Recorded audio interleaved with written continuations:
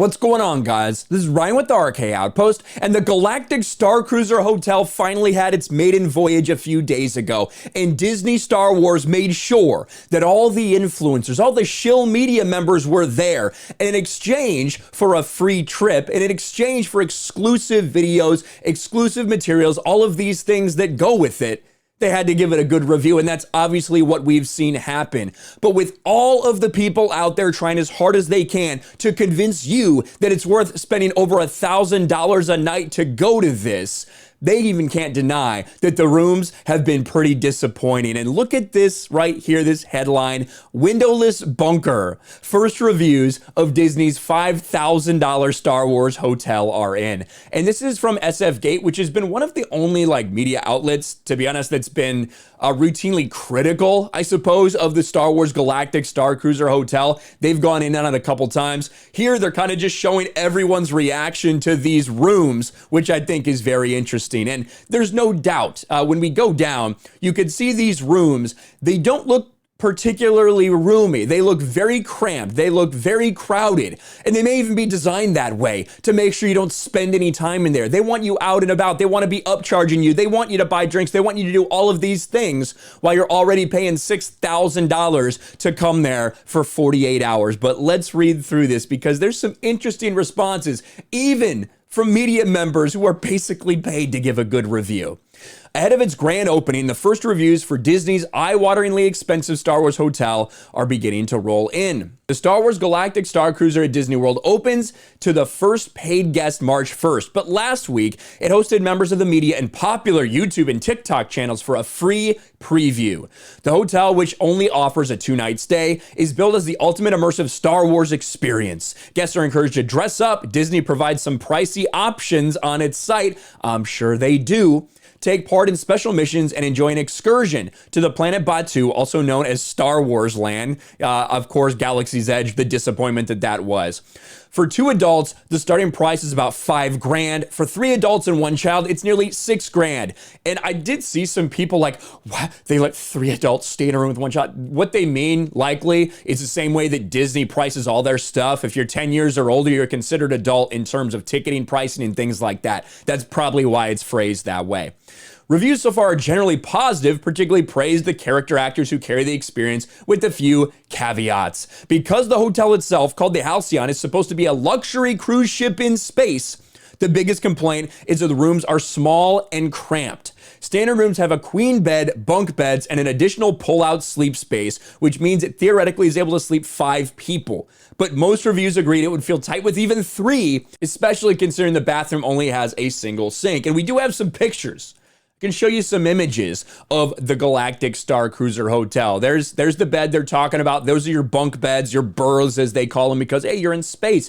It's a berth. That's what they're trying to say. You'll hear these beds referred to as berths, just like on a seafaring ship on Earth. And you even had some people try to tell you that these bunk beds, these berths, they're super comfortable, guys. They're amazing. I was on stream and I was reacting to a video of one of these. Watch this ridiculousness. You know, I'd say once you hit like 6 foot, you're totally fine sleeping in here. But for me, you know, if I kind of curl my legs up, it definitely is a lot easier of a fit. Look at this dude. He's like, if I just curl up like a dog, look at all the extra room I've got. If I bring my knees all the way to my chest, it's so comfy in here.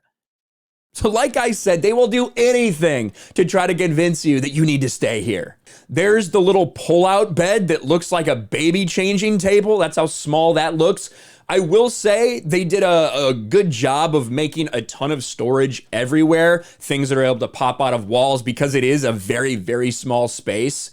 They did a lot in terms of you can store stuff here, here, and here. But look at this bathroom. Look at how tiny the toilet room is. And of course, that sink, very, very small. The idea of putting 5 adults in there is laughable. There's no way that anything like that would ever work out, even if it was only for a 48-hour period. And that's what everyone has said. Like, it's absolutely cramped. The Halcyon's interior scale just doesn't match up to the grand ship shown in the marketing materials. I expected the atrium to be taller, the banquet hall to be wider. Liminal spaces like hallways and stairwells feel particularly sterile, like wandering around a suburban junior high school built in the mid-1970s. Oof. The staterooms are entirely too small, falling somewhere in between the narrow cabins of a Disney cruise ship and a basic hotel room in a Disney World Resort hotel. And so obviously when you're paying $6,000 to go there, you're paying a lot for the experience and things like that. But at the same time, when you're paying $6,000, you would expect for the room that you stay in to be a little bit better than what people are experiencing. So even the people that were paid to go there, even the people that get all these benefits, even they can't spin this too much. They recognize how terrible this is. For some, a lack of windows may add to the sense of claustrophobia. Hotel rooms have a digital display showing outer space and no view of the real outside world. Folks needing some fresh air can, however, visit an outdoor communal space called a climate simulator. Now, this was interesting. I want to show you this. This is the climate simulator, which means it's just basically you can go outside. Now, this may be, I don't know if there's smoking allowed here. I was kind of wondering that for people that smoke, how are they going to stay on this the whole time? They have a little thing where you can step outside. You can step outside and it's like they put these rocks and everything in there. They're like, look, it's a place where you can find balance. The Climate Simulator is a very special place. It's somewhere where we get to come to find balance. In fact, I'd like to try some of that right now. Yeah, you can balance rocks in the climate simulator. Isn't that neat? So there you go. If you get too claustrophobic, you can head outside to a little room. Reporters from YouTube channel Disney Food Blog were invited to the media preview. They said Disney went all in on an experience that seemingly puts only the wealthiest guests inside a windowless bunker for 2 full days.